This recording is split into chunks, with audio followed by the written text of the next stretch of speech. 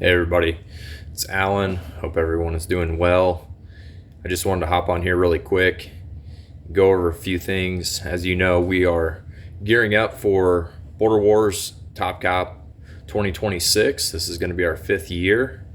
We've got a lot of support coming in, a lot of good companies, participants from other states. Registrations are already starting to come in.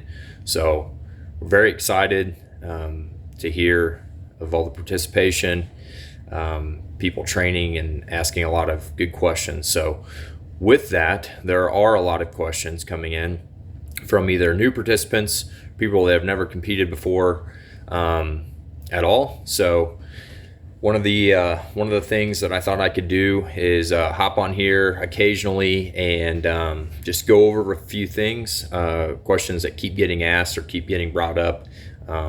Just make it clear for everybody.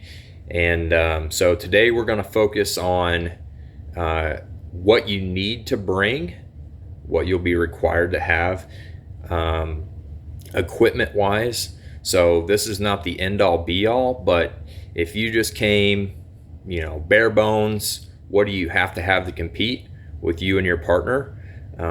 We'll kind of go over that, specifically gun centric things. So it is a 2-gun competition, and just to give you a little bit of history, this is our 5th year, and so Border Wars was created to test the skills with the firearms of just the basic patrol officer. So this is not a SWAT competition, it's not a sniper competition. Think regular patrol officer, working a beat, working a county, working a city, and what they have been trained on from the academy.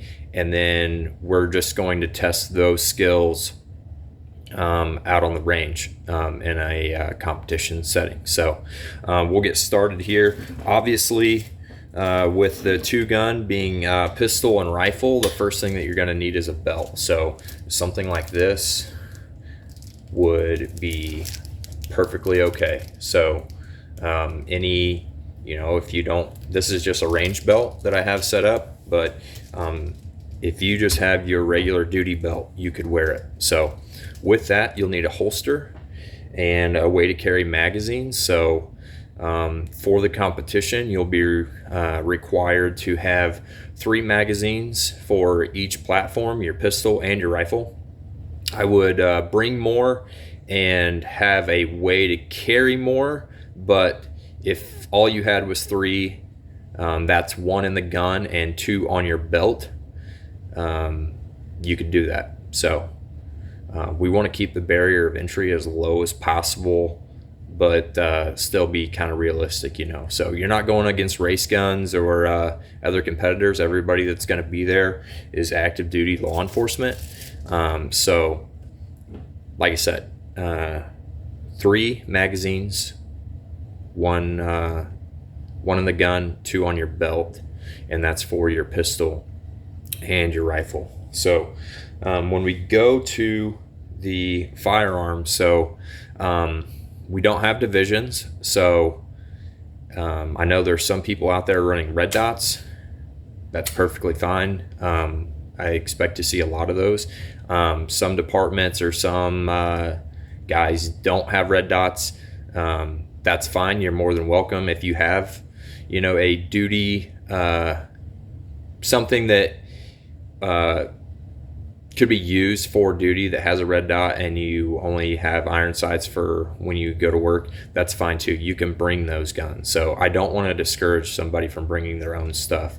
Just what we're wanting to go over today is kind of what we're looking for, and then where we're going to kind of cut things off. So if you have something like this, just a 9mm, Glock, Smith & Wesson, 2011, a 1911, something that carries at least 10 rounds in the magazine. It can have iron sights. It can have a red dot, 9mm, something like this. That's just a 40 Smith & Wesson with iron sights. I know a lot of guys still have those. 45. So think standard service pistol and standard calibers that you would use on duty for that. So pretty straightforward. Not a lot of kickback on any of those. So, but moving on, the most amount of questions that we have are regarding the rifles. So you could show up to the match and shoot the whole match with something like this. Just a standard AR-15 with a red dot, and you would be fine as long as you have good marksmanship and know your holds. Again, this is not a sniper competition, but you will be pushed a little bit with the platform. I don't want to give away too much of the course, but you could show up and be fine if you're a good marksman with a rifle like that. So, but going back to the original thing is who are we gearing this match towards? It's the regular patrol officer. So we've all seen in recent past a lot of officers, a lot of departments are allowing LPVOs. So those are also acceptable. So you can shoot irons, you can shoot a red dot, you can shoot a red dot with a magnifier. I've had somebody ask about ACOGs. Those are going to be accepted as well. And then obviously LPVO. So if you showed up with something like this is acceptable. This is a 1-8, and that is fine. So the only thing that we are going to restrict is obviously the caliber needs to be a 223 5.56, standard AR platform. And then with the magnification, if you do choose to go to a LPVO, on the bottom end, you cannot exceed 1.5 magnification. So obviously most of them are 1x or claim to be 1x. I know some of them are not true 1x's. So 1.5, but you cannot exceed 10. So you're 1-6, 1-8, 1-10, all that is fine. But if you showed up with a 2-10, that's where we would cut it off. So no 2-10, no 3-16, 3-18, getting into those sniper light or designated marksman type rifles, they're not necessary. And so that's kind of where we're cutting that off. So I hope that answers some questions as far as equipment. One final thing, I have had people reach out because in the past there has been stages where we have been required to wear plate carriers.